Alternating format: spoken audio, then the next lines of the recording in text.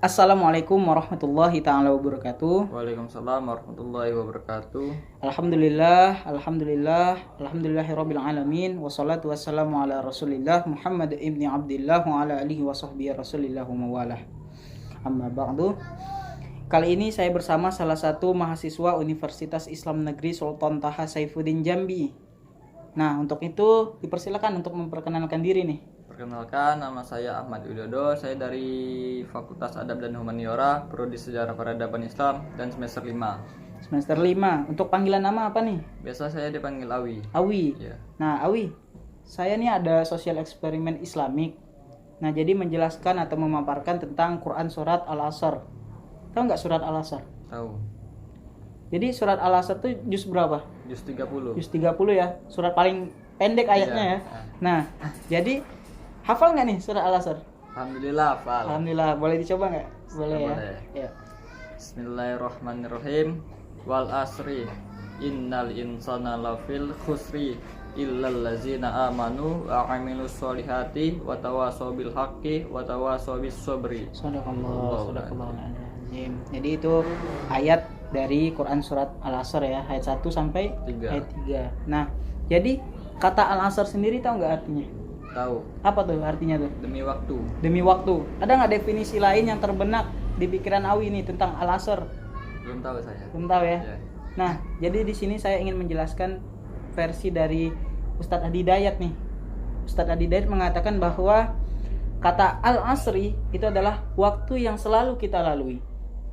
Jadi Al-Asri itu bukan waktu asar, bukan.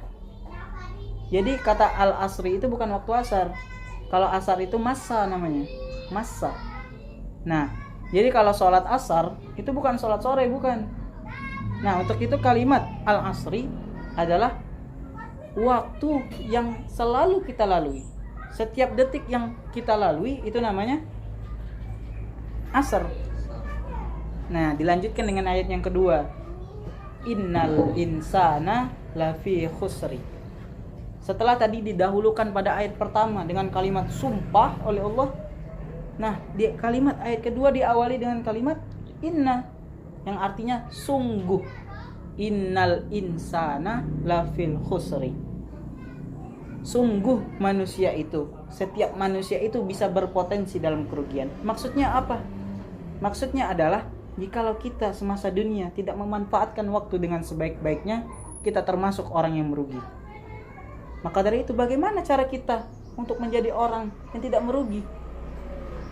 Di dalam ayat 2 Quran surat Al-Asr ini memiliki pesan yang banyak banget penting bagi kita. Apa tuh pesan-pesannya? Di dalam ayat kedua ini, setiap waktu yang kita lalui, setiap detik yang kita jalani, hanya satu niat kita dalam hati. Dilakukan hanya untuk mencari ridhonya Allah Subhanahu wa taala. Selanjutnya apa? Bagaimana orang-orang yang tidak menjalani atau tidak mencari ridhonya Allah semasa dunia? Ya, orang tersebut berada dalam suatu kerugian, menjadi orang-orang yang rugi. Terus bagaimana cara kita memanfaatkan waktu di masa dunia dengan baik dan benar? Jawabannya ada pada ayat setelahnya. Nah, untuk itu di dalam ayat kedua diawali dengan kata inna. Nih, pesan penting di dalam ayat kedua.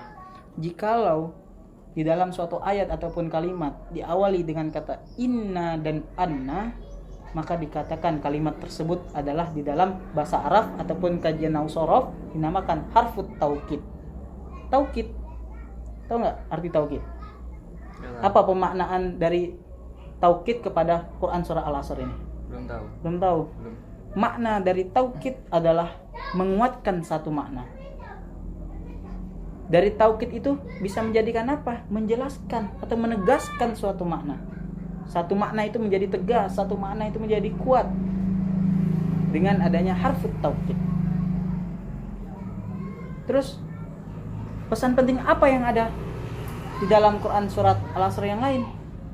Yakni pesan pentingnya adalah jikalau suatu kalimat ataupun ayat diawali dengan kata inna dan anna, percayalah itu adalah pesan serius dari Allah Subhanahu wa taala kepada hamba-hambanya. Pesan serius yang diberikan Allah kepada kita penegasan yang Allah berikan kepada kita, perintah Allah yang Allah berikan kepada kita, dan larangan Allah yang Allah berikan kepada kita. Itu sebagai apa? Sebagai pesan penting untuk kita, untuk menjalani perintah Allah semasa dunia, menjauhi larangan Allah semasa dunia. Kita hanya untuk mencari ridhonya Allah, untuk mengejar jannahnya Allah Subhanahu wa ta'ala. Lalu kita kembali ke pertanyaan, bagaimana cara kita untuk memanfaatkan waktu dengan sebaik-baiknya? Jawabannya ada ayat setelahnya, yakni illalladzina amanu wa amilus solihati wa tawasau bil haqqi wa tawasau bis sabri. Diawali dengan kata illalladzina amanu wa amilus solihati wa tawasau bil haqqi wa tawasau bis sabri. Ada 3 poin penting nih di pada ayat ketiga nih. Apa tuh poin pentingnya?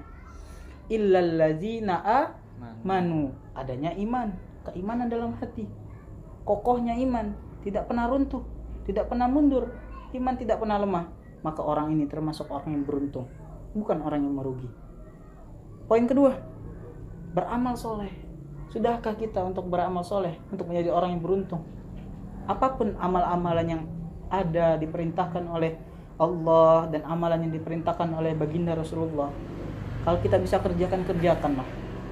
Ingat, kita lakukan hal tersebut hanya untuk mencari ridhonya Allah, maka menjadi orang yang tidak merugi.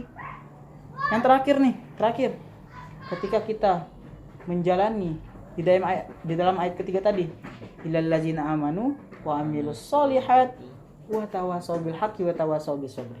Yang ketiga nih, wa tawasau bil haqqi wa tawasau bis sabri. Di dalam menjalankan amalan-amalan soleh, jangan untuk sendiri-sendiri, jangan. Ajaklah orang lain dalam melakukan kebaikan-kebaikan.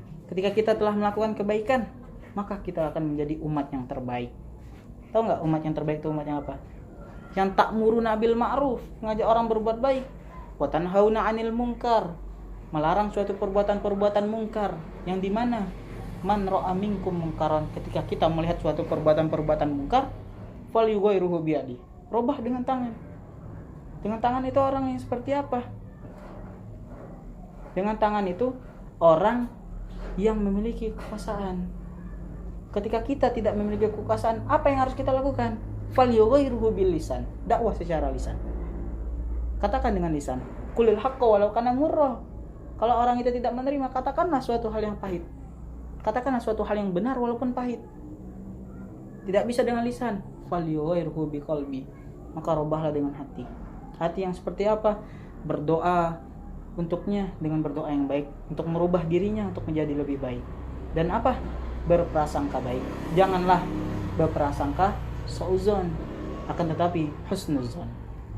Nah, jadi pesan penting di dalam ayat ketiga ini adalah mengajarkan kita untuk memanfaatkan waktu dengan sebaik-baiknya. Di masa-masa dunia, jangan sampai kita isi dengan hal-hal yang negatif. Untuk bisa mengajar apa? 1, ridho Allah, terus kita pergi ke jannahnya Allah Subhanahu wa ta'ala. Nah, Awi nih, bagaimana kesimpulan sedikit nih? Awi jelasin nih kesimpulan yang bisa Awi sampaikan tentang Quran surat Al-Asr ayat 1-3 yang kita terapkan pada keseharian nih. Apa tuh?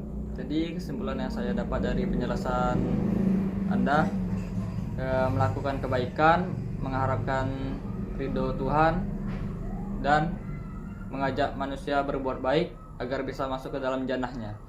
Baik, mungkin cukup sekian yang bisa kami sampaikan. Terima kasih kepada Saudara Awi telah menemani saya dalam pembuatan klip ataupun sosial eksperimen Islamik.